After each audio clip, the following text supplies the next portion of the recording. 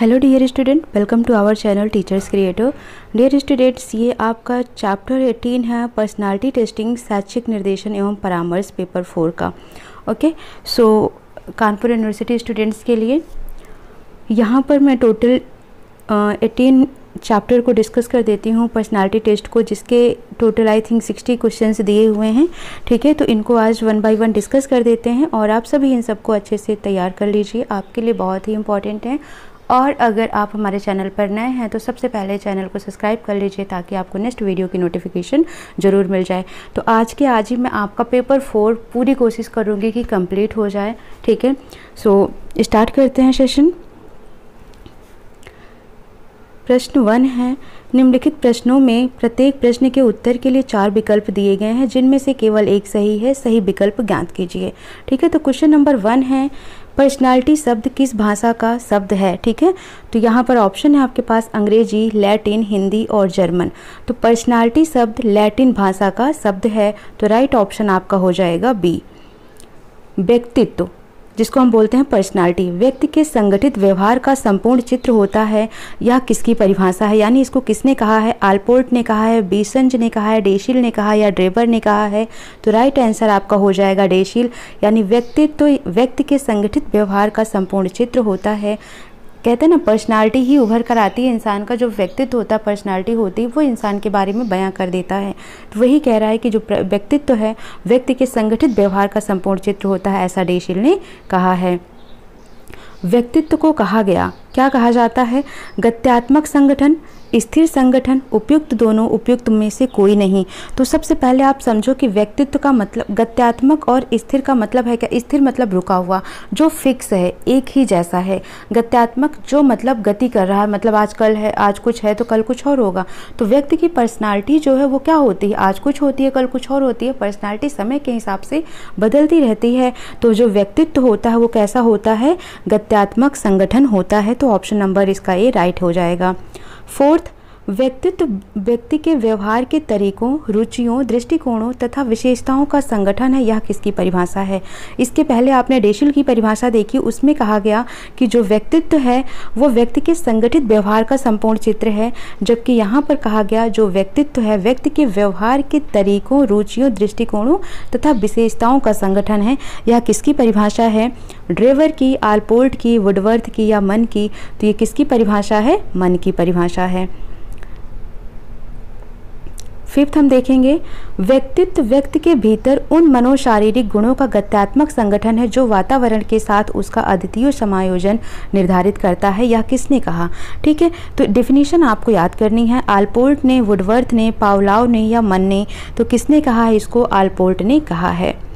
व्यक्तित्व विकास, देखो अब याद करने का तरीका भी ऐसे तो याद नहीं होगा, है ना। ऑप्शंस में देखो, यहाँ पर तीनों चीज़ों में आपको समझा देती हूँ। जब संगठित व्यवहार की बात आ गई, ठीक है, संपूर्ण चित्र, है ना, डेशिल, एक तरीके से डेशिल, है ना, कहते हैं ना कि डिश, जो डिश है बर्तन धुलने वाला डिश, है ना, तो डेशिल, तो डेशिल में क्या होता है? हमको पूरा क्लियर दिखता है, पूरा चित्र दिखता है। तो इस तरीके से याद कर लो, डेशिल, डेशिल में क्या है? संपूर्ण चित्र दिखता है। तो डेशिल ने संपूर्ण चित्र वाली बात कही है।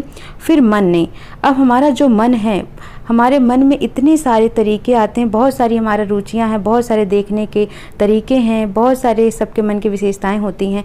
तो इस तरीके का व्यक्तित्व का जो, जिसमें तरीका, रुचि, दृष्टिकोण, ये सब मन है। ठीक है, तो मन हो जाएगा इसका राइट आंसर। अब आप कभी भूलोगे नहीं इसको।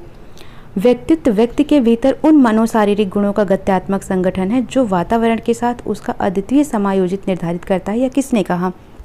ठीक है, तो ये किसने कहा? आल्पोर्ट ने। अब आल्पोर्ट देखो, इसको कैसे समझोगे?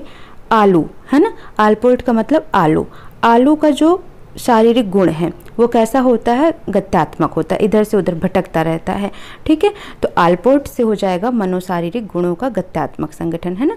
वही वाली कहानी याद आ जाएगी, आलू को चालू बेटा कहाँ गए थे, है ना, गति कर रहे थे वो इधर से उधर। तो मनोशारीरिक गुणों का गत्यात्मक संगठन है। तो ये किसने कहा था? ये आल्पोर्ट ने कहा था।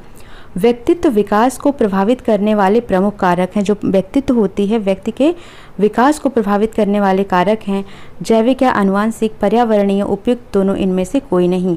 तो देखो, जो व्यक्तित्व होती है, जो हमारी पर्सनालिटी होती है, पहली चीज़ तो वो हमें जीन से भी मिलती है, वो भी उसको प्रभावित करता है। इन्वायरमेंट यानी कि पर्यावरण भी प्रभावित करता है। तो यहाँ पर हो जाएगा उपयुक्त दोनों। ठीक है, तो जो पर्सनालिटी को इफ़ेक्ट करता है, ठीक है, वो होता है जीन्स और इन्वायरमेंट दोनों, तो उपयुक्त दोनों यानी बोथ इसके राइट आंसर हो जाएंगे। आनुवांशिक कारक है, जो ये जीन कारक है, किसका होता है? तंत्रिका तंत्र का, अंतःस्रावी ग्रंथियों का, बुद्धि का, या उपयुक्त सभी। तो इसका राइट ऑप्शन हो जाएगा आपका उपयुक्त सभी, यानी कि जो आनुवांशिक कारक है ये तंत्रिका तंत्र, बुद्धि, अंतःस्रावी ग्रंथियों, इन सभी का ही एक कारक होता है।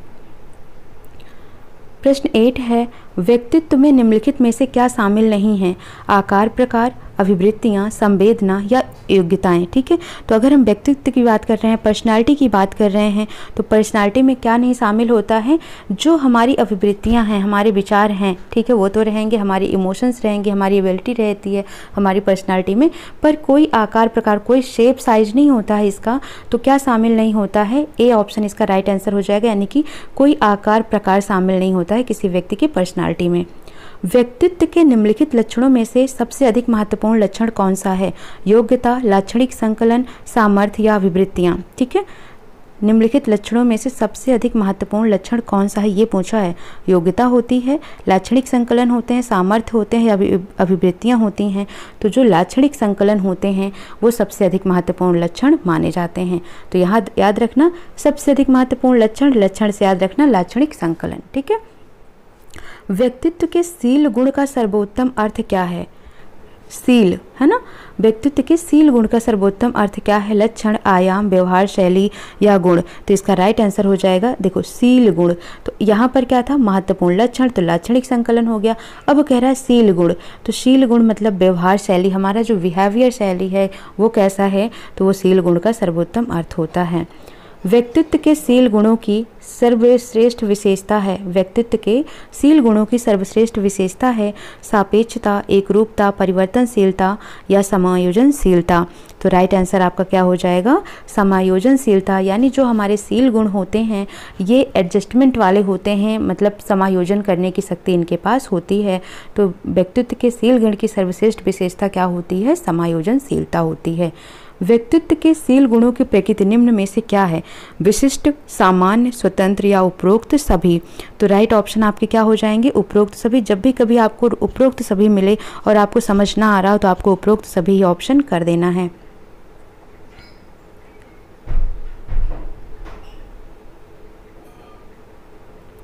क्वेश्चन नंबर 13 देखते हैं। व्यक्तित्व की प्रसन्नचित्ता कौन सा शील गुण दिखाती है? उदारी, प्रफुल्लता, ईमानदारी, बेईमानी, स्थिरता, अस्थिरता या प्रसक्ति, अप्रसक्ति। ठीक है, तो व्यक्तित्व की प्रसन्न चित्तता कौन सा शील गुण दिखाती है? ठीक है, तो राइट ऑप्शन आपका हो जाएगा उदासी और प्रफुल्लता।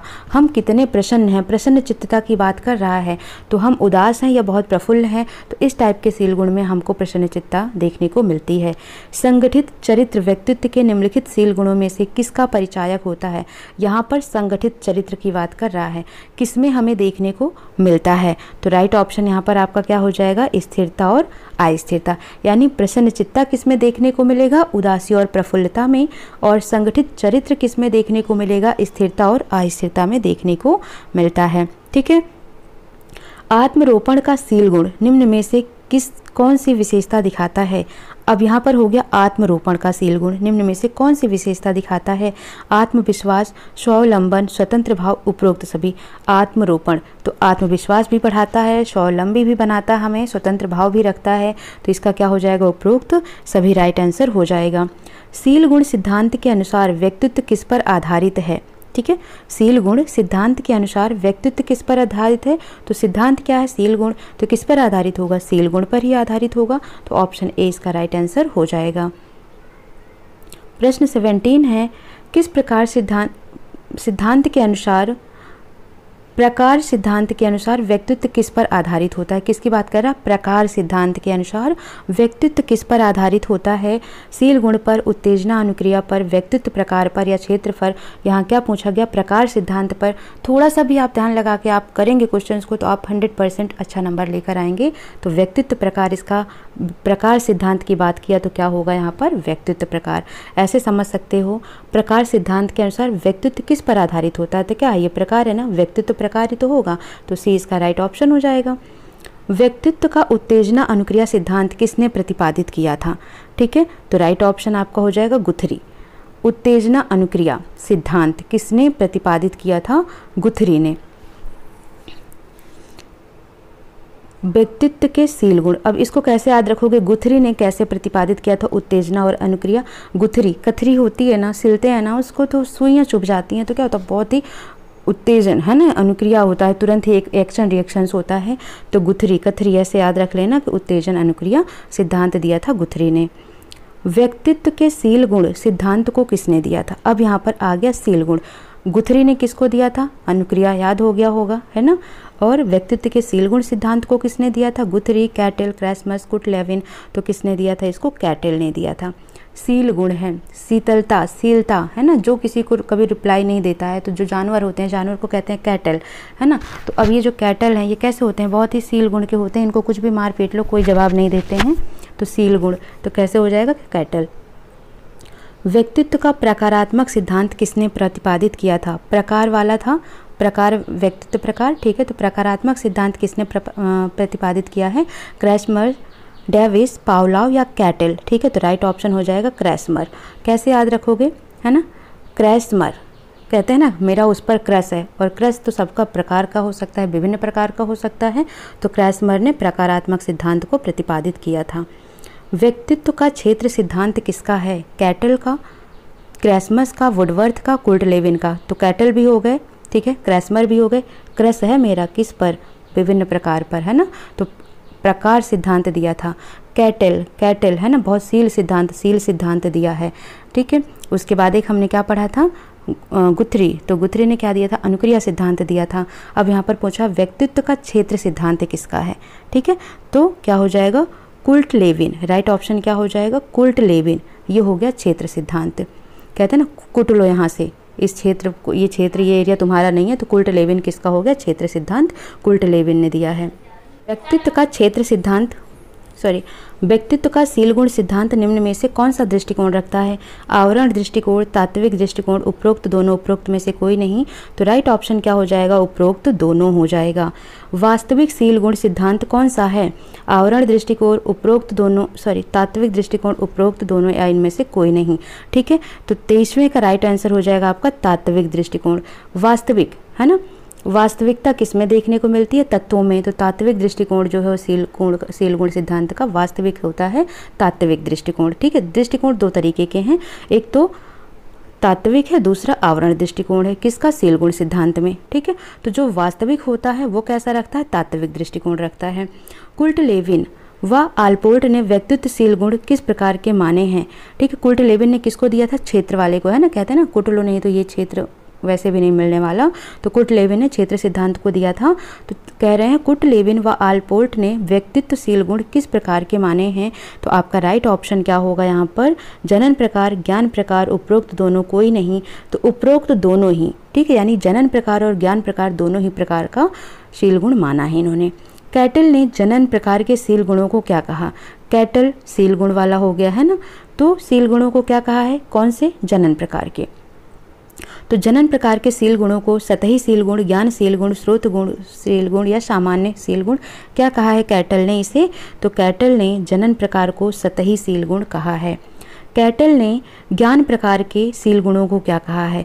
जो जनन प्रकार है उसको इन्होंने क्या कहा? सतही शील गुण, और जो ज्ञान प्रकार है उसको इन्होंने कहा स्रोत शील गुण। कहते हैं ना, ज्ञान हमको कहाँ से मिलता है? स्रोतों से मिलता है, दिव्य स्रोतों से, है ना। तो ज्ञान प्रकार स्रोत शील गुण याद रखना, और जनन प्रकार सतही शील गुण याद रखना।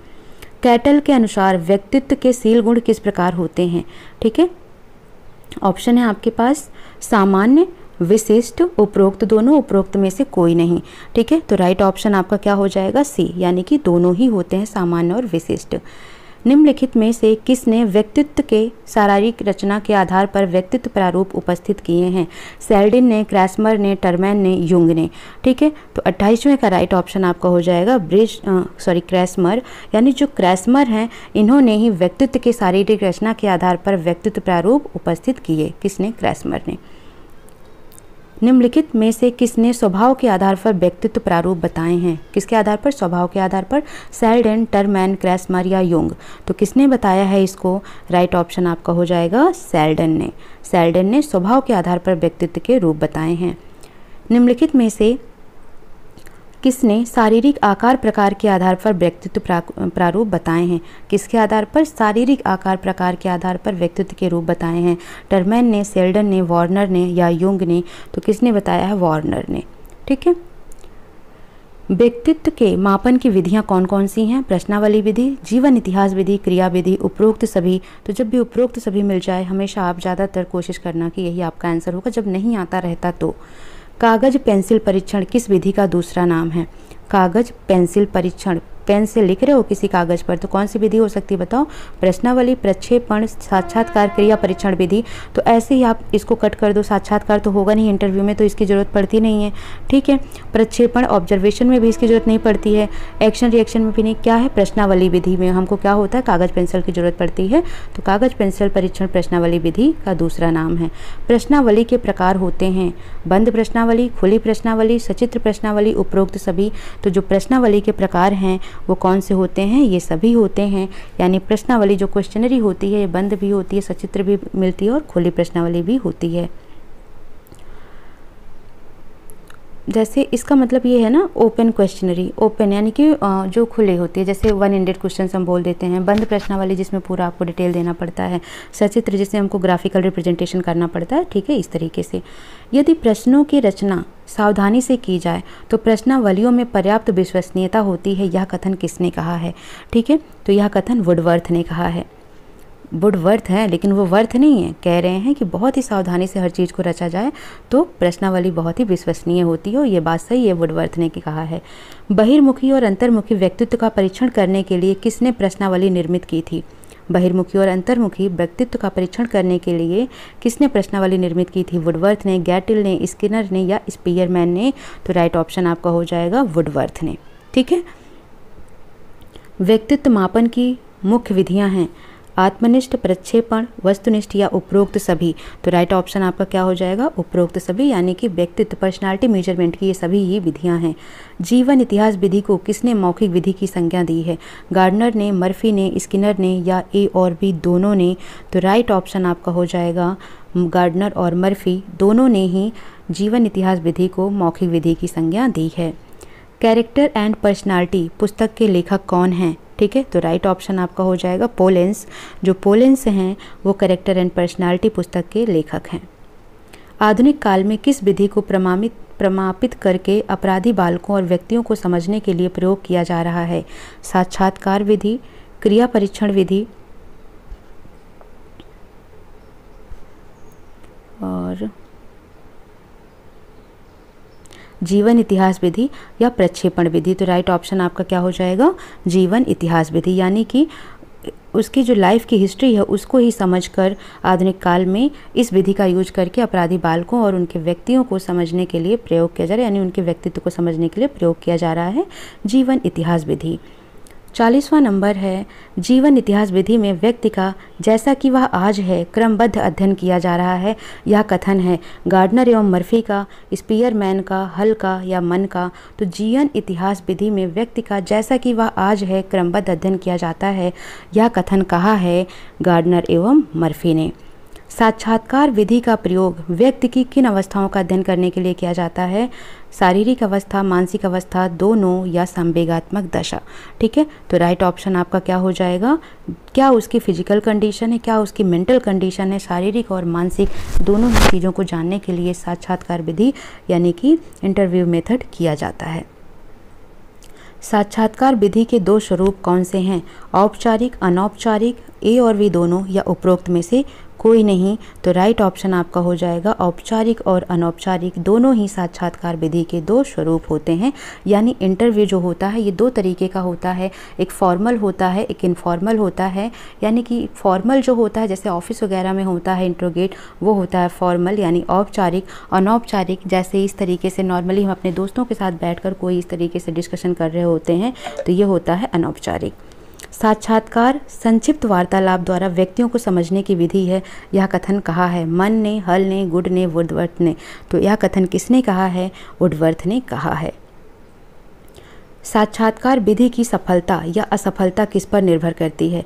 साक्षात्कार करने वाले पर, साक्षात्कार देने वाले पर, वातावरण पर, उपरोक्त सभी पर। तो जो साक्षात्कार विधि है, ठीक है, इसका सफलता और असफलता किस पर निर्भर करती है? साक्षात्कार करने वाले पर। जो हमारा इंटरव्यू ले रहा है वो किस टाइप का इंटरव्यू ले रहा है, कैसे क्वेश्चंस कर रहा है, तो ये निर्भर करती है साक्षात्कार करने वाले पर। ठीक है, राइट ऑप्शन हो जाएगा।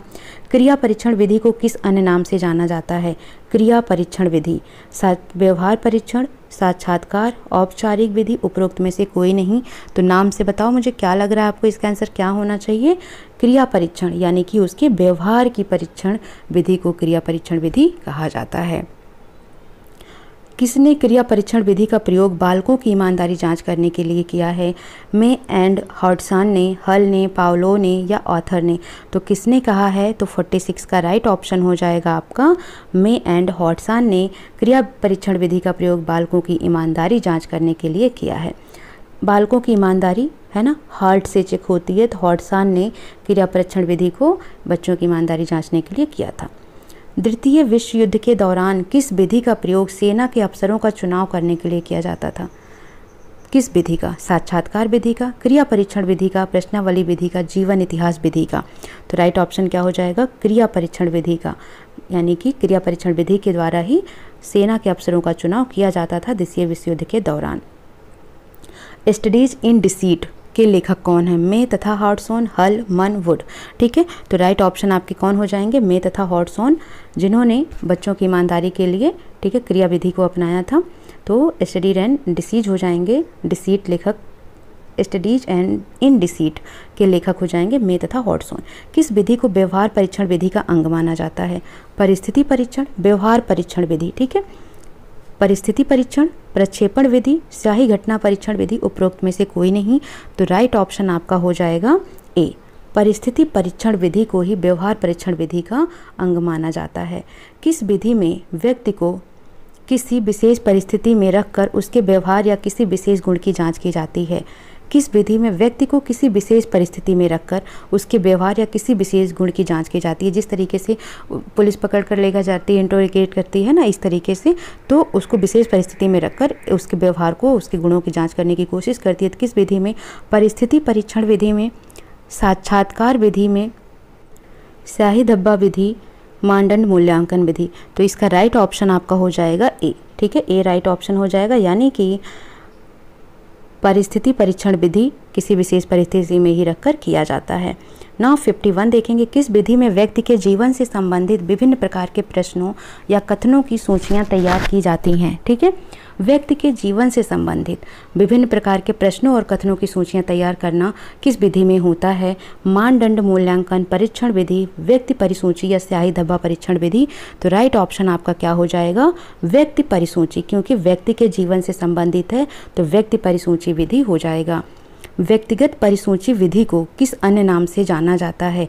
स्व मूल्यांकन विधि, मानदंड मूल्यांकन विधि, व्यक्तिगत यदि सूची विधि या परीक्षण विधि। तो राइट ऑप्शन आपका क्या हो जाएगा यहाँ पर?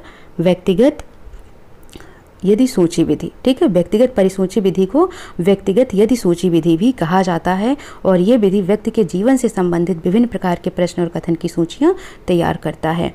प्रोजेक्ट का क्या अर्थ है? ठीक है, प्रक्षेपण करना, फेंकना, उठाना या ए और बी दोनों। तो आपका राइट ऑप्शन हो जाएगा ए और बी दोनों, यानी कि प्रक्षेपण करना या फेंकना प्रोजेक्ट का अर्थ होता है। साइंस में पढ़ा होगा प्रोजेक्टाइल मेथड, है ना। प्रक्षेपण विधि उद्दीपकों के प्रति व्यक्ति की प्रतिक्रियाओं के आधार पर उसके व्यक्तित्व के स्वरूप का वर्णन करने का साधन है। यह कथन किसने कहा है? ठीक है, तो यह कथन थॉर्प एवं समलर ने, हरमनदोरशा, हल और मन ने। तो यह थॉर्प एवं समलर ने कहा है। ठीक है, थॉर्प एवं समलर ने कहा है। प्रक्षेपक विधि उद्दीपकों के प्रति व्यक्ति की प्रतिक्रियाओं के आधार पर उसके व्यक्तित्व के स्वरूप का वर्णन करने का साधन है। प्रक्षेपण विधि के आधार पर किन व्यक्तित्व परीक्षणों का निर्माण किया जाता है? किसके आधार पर? प्रक्षेपण विधि के आधार पर पूछ रहा है।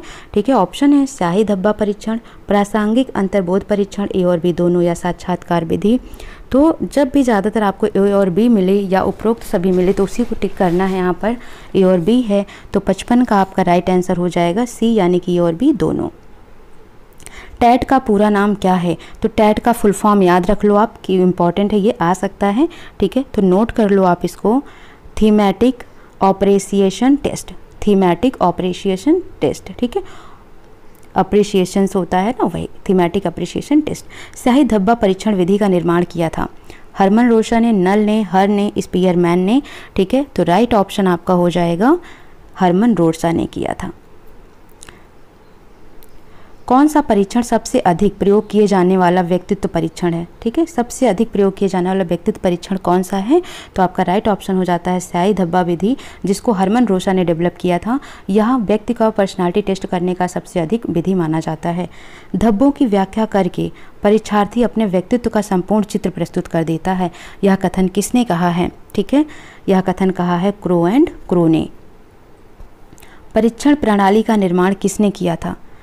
मॉर्गन ने, मुर्रे ने, ए और बी दोनों ने, या स्पीयरमैन ने? तो ए और बी दोनों, यानी कि मॉर्गन और मुर्रे ने परीक्षण प्रणाली का निर्माण किया था। निम्न में से कौन सा व्यक्तित्व परीक्षण की विधि है? आत्मकथा विधि, समाजमिति विधि, चित्र कहानी विधि, या इनमें से सभी? ठीक है, तो निम्न में से कौन सा व्यक्तित्व परीक्षण की विधि है? ठीक है, तो राइट ऑप्शन आपका क्या हो जाएगा? डी, यानी कि ये सभी आत्मकथा विधि, चित्र कहानी परीक्षण, समाजमिति विधि, ये सभी ही व्यक्तित्व परीक्षण की विधियां हैं। ठीक है, तो इस तरीके से हमने टोटल 61 क्वेश्चंस देखे जो कि आपके पर्सनालिटी डेवलपमेंट के थे। ठीक है, व्यक्तित्व के थे, ये लास्ट चैप्टर था। इस तरीके से मैं आपको कोशिश करूँगी कि जल्द से जल्द ही आपको सारी वीडियो और बहुत ही आसान लैंग्वेज में एक बेस्ट ट्रिक के साथ मिल जाए, जिससे आपको याद करने में कोई दिक्कत ना हो। सो मिलते हैं नेक्स्ट सेशन में। बट चैनल पर नए हैं तो वीडियो को लाइक शेयर सब्सक्राइब जरूर कर दें।